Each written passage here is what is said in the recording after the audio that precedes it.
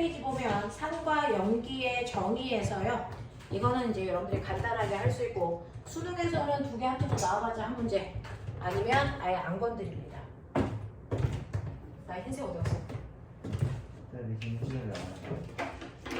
지훈이 오늘 삼촌 보러 간다는데?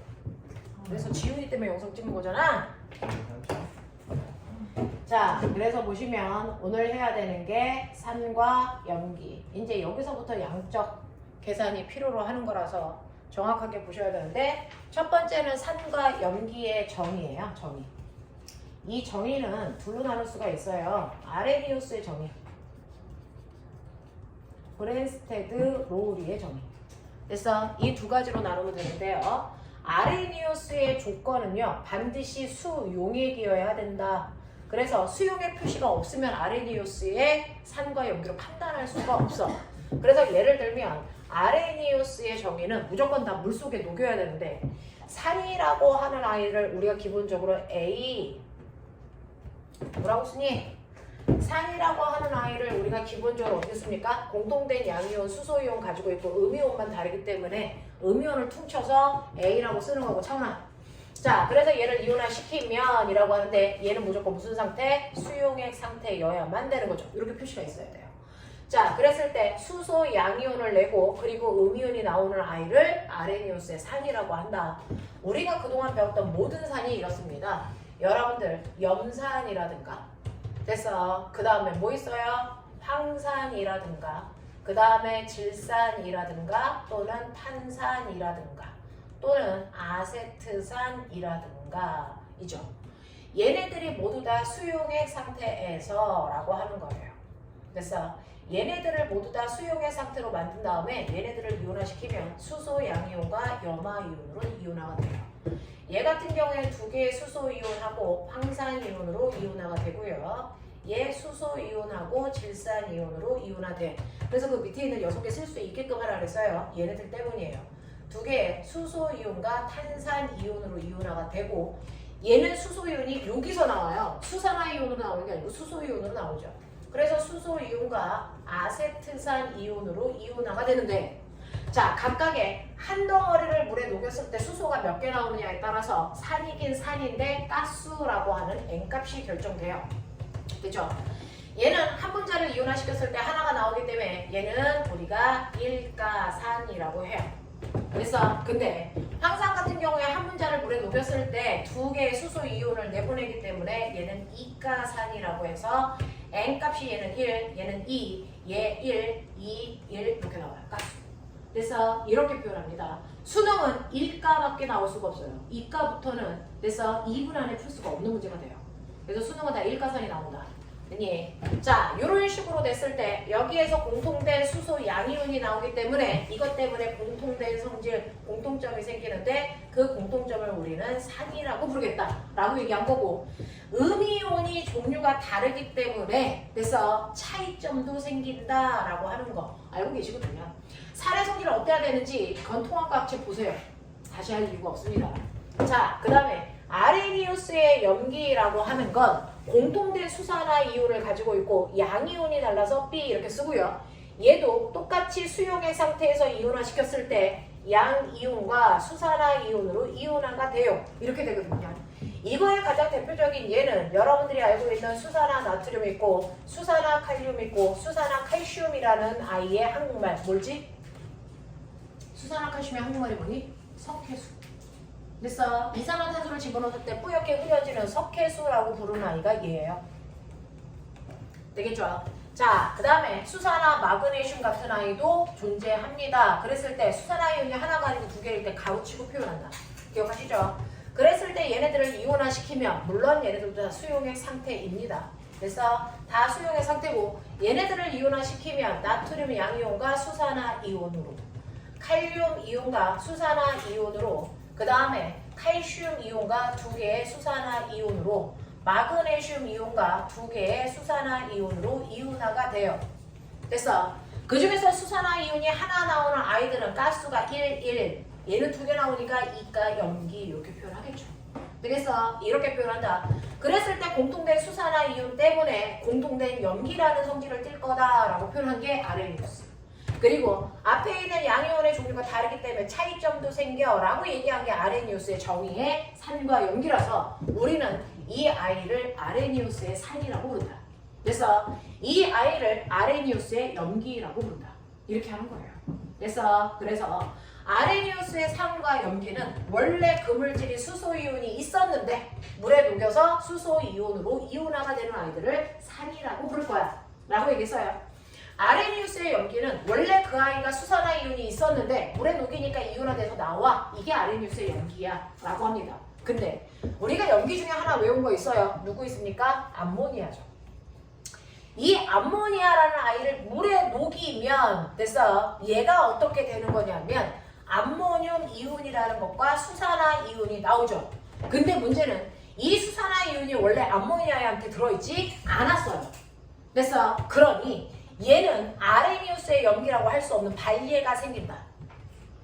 되겠어? 네, 발예가 생깁니다. 그래서 아레니우스의 정의로만으로는 산과 염기를 모두 다 포함해서 정의할 수 없다.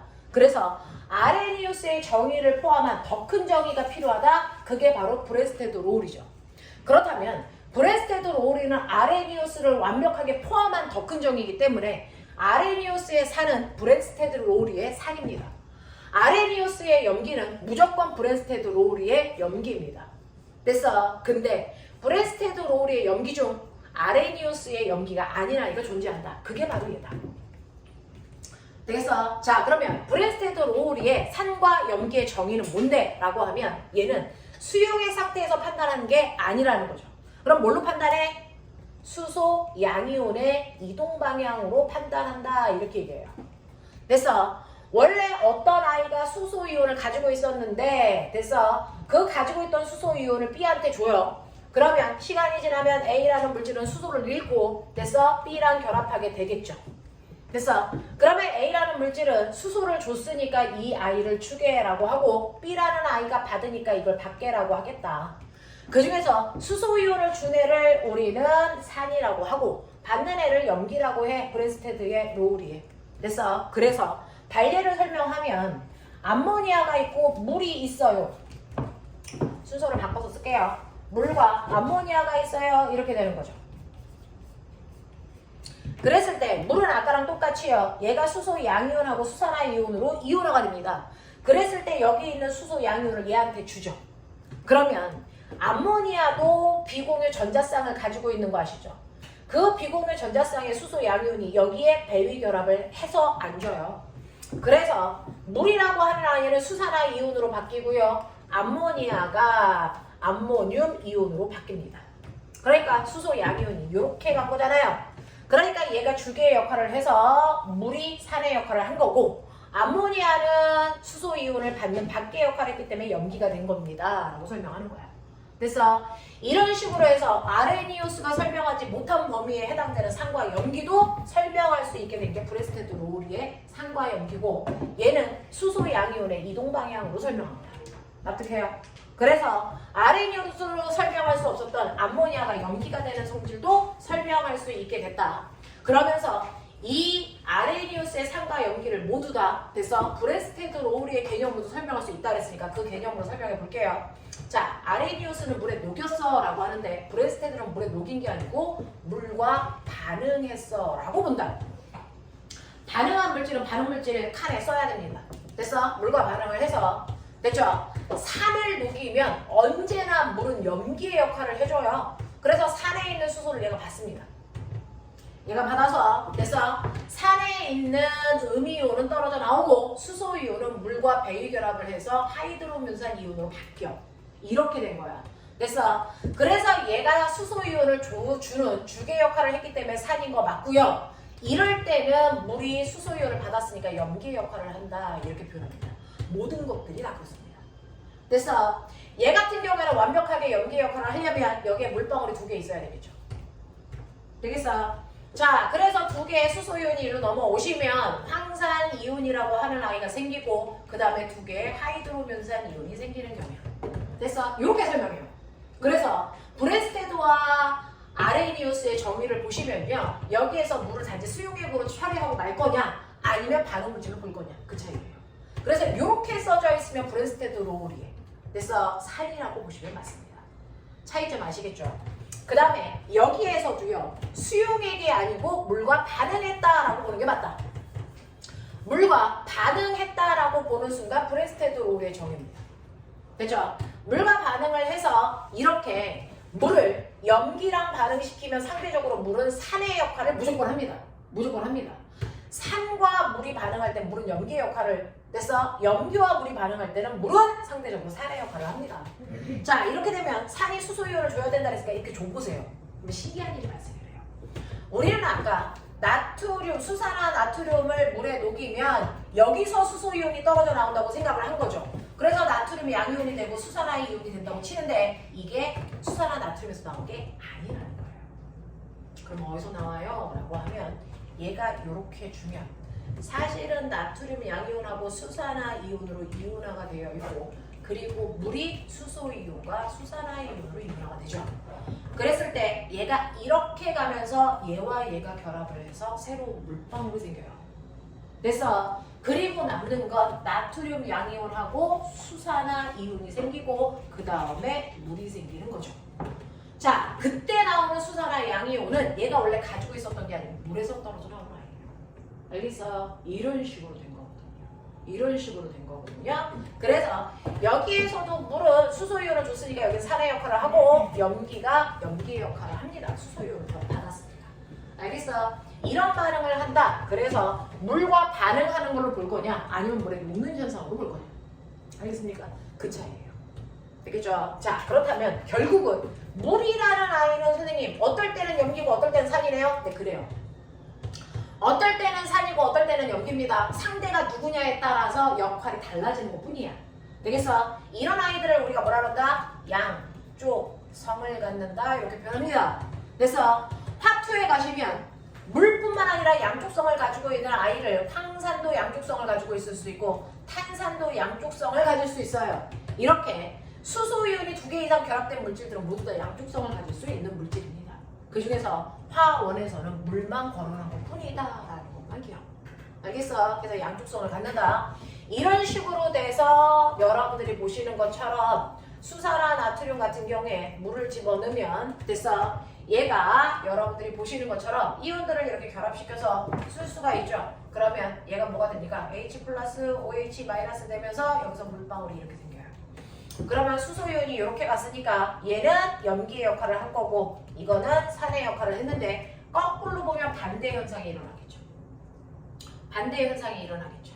됐어. 네. 요번에는 여러분들이 보시는 것처럼 거꾸로 반대로 여기서 떨어져 나왔던 아이가 얘한테 줍니다. 됐어. 그래서 우리는 그냥 퉁쳐서 보시면 거꾸로 가면 이걸로 설명하기가 애매해요. 자, 그러면 이걸로 볼게요. NH3 플러스 H2. 그러면 얘는 됐어. NH4 플러스 OH 마이너스가 되거든요. 이렇게 되거든요. 그래서 수소이온이 이렇게 갔다가 거꾸로 가면 이렇게 가는 거죠. 자, 그래서 정반응을 할 때는 얘가 수소를 받으니까 염기였다가 역반응을 하면 얘가 수소이온을 줘요. 산이 됩니다. 그래서 얘와 얘는 서로 짝꿍갑니다. 그래서 네, 그래서 얘가 짝염기와 짝산의 관계를 갖는다 이렇게 표현합니다. 입장 바꿔서 보면 얘도 그렇습니다. 그래서 얘는 수소를 처음에 정반응할 때 줬으니까 산이고 역반응을 할 때는 오히려 받습니다. 염기 역할을 하는 거죠. 그래서 얘와 얘가 짝산과 짝염기의 역할을 합니다. 됐냐? 이렇게 표현하더라고요. 그래서 짝산과 짝염기라는 단어도 언제 쓰는지를 보시면 되겠어요. 그래서 이렇게 된다. 이게 브레스테드 롤리의 산. 그래서 염기이고 아레니우스의 산과 염기고 그 다음에 국가가 개편되기 전에 3년쯤 전에는 그래서 네 루이스의 산과 염기도 있었는데 그 부분은 폐지돼서 없어졌어요. 그래서 이 정도만으로도 산과 염기를 충분히 이해할 수 있다라고 되어 있네요. 됐죠? 그래서 이런 식의 개념으로 짝산, 짝염기, 그 다음에 양쪽성까지 기억하시면 되고 자, 이런 식으로 수소 이온이 있는 아이들을 산이라고 그 다음에 수산화 이온을 가지고 있는 아이들을 염기라고 그래서 여러분들이 양적 관계를 계산할 때도 아레니우스의 개념만으로 다 됩니다. 자, 근데 이제 드디어 들어가 볼까요? 중화반응이요. 그래서 산과 염기의 개별적인 특징은 통합과학에서 다 했기 때문에 수능에서는 그 자체가 나오지 않지만 그 중에서 산의 성격 중에 꼭 외우셔야 되는 게 있다. 뭐야? 산은 금속과 반응하면 금속을 녹이면서 수소기체를 발생시키더라. 됐어? 네. 그리고 금속이 양이온이 되더라. 라고 하는 거 기억. 됐어? 산성 물질이랑 탄산을 포함하고 있는 탄산염을 반응시키면 조개 껍데기, 달걀 껍질 같은 아이들. 됐어? 이런 아이들을 반응시키면 탄산염이 녹으면서 이산화탄소라는 기체를 발생시키더라. 요거 두 개는 머릿속에 넣고 가야 된다. 이건 학년하고 무관하게 수능에서도 많이 거론되는 문제다. 됐어? 네. 이렇게 된다는 거는 머릿속에 집어넣으면 되고요. 다른 것들은 의미가 없고요. 그 다음에 이제 양적 관계로 와서 드디어 중화 반응으로 가면 이거죠. 자, 드디어 중화 반응으로 갈 건데, 자, 어떤 용액이든지 하나를 고정시킵니다. 예를 들어서 저는 여기에 염산이라고 하는 아이를 10ml를 집어넣었어. 농도는 몰농도인데 몇 몰농도인지 안 가르쳐 줄게. 뭐 이런 식이야. 됐어? 그러면 당연히 여기에 수소이온과 염화이온이 떠다니겠죠? 처음에는 5개씩 떠다닌다고 줄게요. 그러면 이런 식으로 비커 안에는 수소 양이온과 염화 음이온이라는 게 5개씩 들어가 있는 지금 현재는 산성입니다. 근데 내가 여기다가 조금씩 뭐 넣었었는지 기억나죠? 수산화 나트륨을 집어넣을게요. 이렇게 됩니다. 처음에는 하나도 안 넣었으니까 전체 이온의 개수가 10개 있네요. 이렇게 됩니다.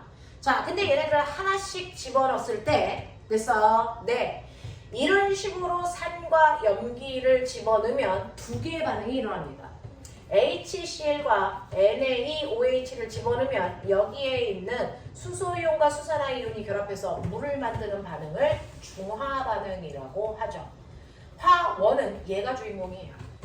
그래서 자, 그리고 물속에는 산에 있는 음이온과 염기에 있는 양이온이 둥둥 떠다니는데 쓸 때는 우리가 얘네들을 합해서 NaCl이라고 쓰고 얘네들을 퉁쳐서 우리는 염이라고 합니다.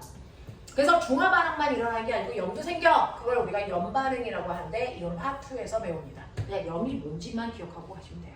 그래서 그 중에서 중화 반응에 참여한 아이들만 쓴 걸 중화 반응의 R자 이온 반응식이라고 부르겠죠. 그 중에서 수소 양이온과 수산화 음이온이 결합해서 물되는 겁니다. 어떤 산과 어떤 염기를 집어넣든 상관없이 중화 반응의 R자 이온 반응식은 1대1로 반응해서 1만큼 생깁니다. 됐어? 이렇게 돼서 완벽하게 수용액 속에 있는 수소 이온이랑 수산화 이온을 없애는 순간을 우리가 중화점이라고 한다. 자, 그럼 그걸 없애려고 제가 수산화 나트륨을 집어넣어요. 하나씩 집어넣으면 됐어? 이때 수산화 이온 하나가 수소 이온 하나와 반응해서 얘는 4개 남고 5개 되면서 얘는 없어지더라. 자, 그렇기 때문에 물속에는 여전히 됐어? 액성은 산성이기 때문에 산성의 원래 이온수 그대로 갖춘다. 10개다. 되겠습니까? 하나씩 더 넣어요. 됐어? 그러면 3개, 5개, 2개, 0개, 10개 여전히 산입니다. 됐어? 여전히 산이기 때문에 산에 맨 처음에 집어넣었던 이온수가 나와요. 알겠습니까? 자, 그 다음에 2개, 5개, 3개, 0개 여전히 산이기 때문에 초기에 산만 있을 때 이온수 나옵니다. 됐죠? 하나 더 집어넣어요. 1, 5, 4, 0 여전히 산입니다. 수소이온이 존재하니까. 그래서 처음에 개수 그대로 유지합니다. 그래서 언제까지? 중성 될 때까지요. 그래서 하나 더 집어넣으면 0, 5, 5, 0 중성이지만 됐어? 초기에 산의 이온수 그대로 가지고 있습니다. 10개입니다. 그래서 이거는 근데 일가산과 일가염기를 반응할 때만 이런 규칙성이 있어요. 수능에서는 일가들만 가지고 노니까 그 상태로 설명하는 겁니다.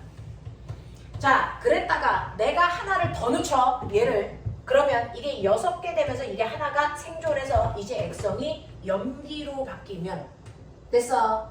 염기만의 초기의 이온수의 개수를 갖추게 돼요. 자, 이건 0이고 얘는 그대로 5개죠. 합쳐보세요. 몇 개입니까? 12개입니다. 자, 그렇다면 꼬매가 사실은 거꾸로 얘기해보자.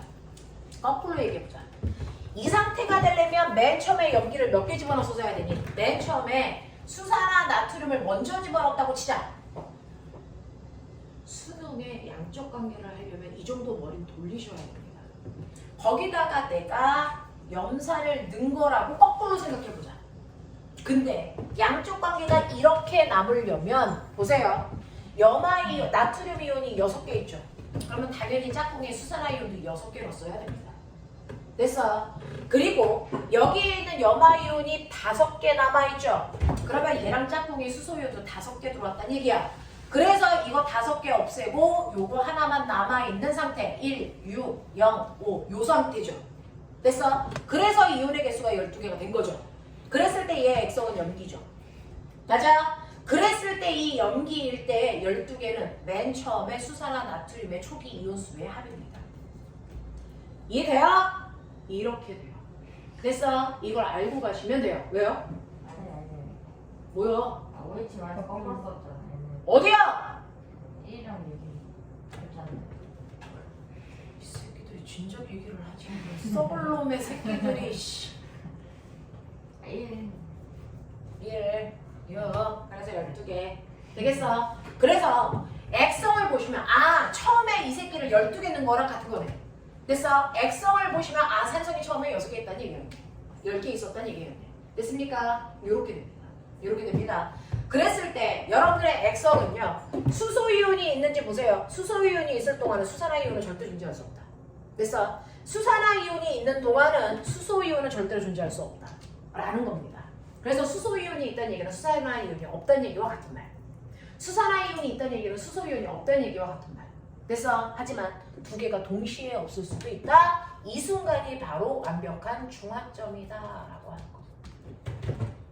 되겠습니까? 이렇게 됩니다. 자, 근데 실제로 선생님은 양쪽 관계를 이렇게 숫자로 표현했지만 물속에 있는 이온이 보이는 건 병원 갈 일이죠. 절대 보이지 않습니다. 그러면 중화가 되는 순간을 확인하는 방법, 중화점 확인법. 중화점을 확인할 수 있는 방법 몇 가지가 있을까요? 라고 합니다. 중화점 확인 방법 여러 가지가 있겠죠? 불러보세요. 아는 대로. 뭐야? 네. 첫 번째 가장 중요한 건 지시약의 색변화를 보는 게 가장 눈에 잘 보여. 그 중에서 우리가 보편적으로 쓰는 게 뭐 있어요? BTB 이용해 그 모든 액성을 다 검출할 수 있어요. 됐어? 산성일 때 무슨 색? 노. 됐어? 중성일 때? 노. 됐어? 염기성일 때? 노노파. 됐어요? 이렇게 되죠? 이걸 여러분들이 초록색 이렇게 하는 거죠. 됐어? 이렇게 되고요. 요 지시약의 색깔을 보면 전체 액성을 볼 수 있다라고 하는 거 기억하시고, 두 번째 뭐가요? 온도 변화. 됐어? 맨 처음에 비커의 온도가 10도였었는데요. 중화가 될수록 온도가 점점 높아집니다. 왜? 중화 반응이 발열 반응이니까. 그래서 물방울이 생기는 수가 많아지면 많아질수록 온도는 점점 높아지다가 됐어? 네. 그래서 열이 생기다가 중화점이 깨지는 순간 더 이상 열은 발생하지 않는데 차가운 수산화나트륨을 부었기 때문에 온도는 다시 떨어지게 된다. 그래서 온도가 가장 높은 지점이 바로 중화점이다. 이때 염산이 20 들어갔을 때 수산화나트륨이 40 들어가 라고 한다면 됐어? 네. 자, 부피를 준다면 그 부피의 역수가 농도 비율이다. 알겠습니까? 그래서 중화점이 될 때 용액의 부피 비율이 1대1하면 얘는 몰농도 비가 2대1이다 라는 얘기입니다. 알겠습니까? 이런 거 확인하고 가시면 되겠고요. 또 중화점을 확인할 수 있는 방법은 온도 말고 뭐 있어요? 전류세기 있죠. 전류세기는 온도 변화 그래프하고 정반대로 이렇게 갑니다. 이게 완벽하게 줄어서 됐어? 0이 될 수는 있습니다. 그러면 왜 0이 안 됐는데? 중화점에서? 중화점에서 전류의 세기가 0이 아닌 이유 뭡니까? 바로 염들이 이온 상태로 존재하기 때문입니다. 알겠어? 염들이 이온 상태로 존재하기 때문에 전류가 흐르는 거죠? 근데 염들 중에서 2개가 만나서 앙금되는 염이 생기는 경우가 있어. 예를 들면 누구야? 정신 안 차려! 누구야? 황산에 뭐 집어넣니? 수산화 칼슘 집어넣죠. 그러면 이렇게 만나서 물방울 되고 이렇게 만나서 뭐 됩니까? 됐어? 네. 뭐예요? 이거 탄산으로 집어넣으셔야 돼요. CO3. 그럼 뭐 됩니까? CaCO3라는 앙금 생기죠. 이럴 때는 물속에 완벽하게 중성이 되는 순간 됐어? 네. 염도 앙금이기 때문에 전류가 오지 않습니다. 근데 이런 문제가 옛날엔 더럽게 많이 나왔다가 지금은 하나도 안 나오고 있어요. 됐어? 그래서 여러분들은 이렇게 중화점에도 전류가 흐르는 이유는 염들이 이온 상태로 존재하기 때문이구나. 요 정도만. 됐어? 알아두시고 좀 궁금한 게 있어요. 중화가 될 때까지 이온의 개수 절대로 안 바뀌었죠. 이온의 개수 똑같은데 전류의 색이 줄었습니다. 이유가 뭡니까? 전류의 세기는 이온의 개수가 아니고 물 속에 있는 이온의 농도다 라고 표현했어요. 처음에는 물의 양이 10ml였다고 치자. 그 10ml 안에 이온이 10개 있었는데 물방울 하나가 생기면서 11ml 안에 이온이 10개 있는 비중. 물방울 하나 더 생겨서 12ml, 13ml, 14ml, 15ml가 되면서 중화가 되면서 물방울의 개수는 점점 증가하죠. 그러니까 전체 물량은 증가하는데 이온수는 변함없어요. 그러니까 이온의 농도는 감소하는 겁니다. 그래서 전류의 세기가 감소하다가 됐어. 그 다음부터는 더 이상 물방울의 양은 늘어나지 않는데 이온수가 늘어났어요. 그래서 농도가 진해지니까 전류의 세기 세진다. 이렇게 보시는 게 맞다. 알겠어? 요렇게 한다 그랬어요. 자, 그 다음 눈에 초점. 노인네 힘들게 수업하고 있는데. 자, 중화점 확인할 수 있는 또 다른 방법 뭐 있어? pH 측정하면 되죠. 됐어? 네, pH는 0부터 얼마까지 있는데 14까지 있는데 가운데가 얼마야? 7. 7일 때가 완벽한 무슨 점? 중화점.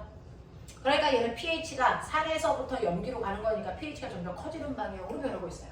그래서 이렇게 얘기하시면 된다. 이렇게 얘기하시면 된다. 됐죠? 이런 것들도 우리는 확인할 수 있고요. 5번째, 생성된 물방울 수. 중화가 될 때까지 물방울이 점점 증가하다가 더 이상 증가하지 않을 때 이때가 중화점. 알겠습니까? 이런 식으로 다양한 방법으로 중화점을 확인할 수 있네요 라고 하는 거야. 그러니까 이론은 깔끔해. 별거 없어. 이게 다야. 이걸 어떻게 양쪽 관계에 집어넣어서 머리 돌려서 문제 푸느냐가 관건인 거죠. 이론은 별거 없어요. 되겠어? 자, 그래서 여기까지 해당되는 내용을 할 건데요. 집에 가서 중화점 확인하는 방법까지 3점짜리까지 규민아 문제 하나라도 비우면 죽여버린다. 됐죠? 풀어가지고 오시는 거예요.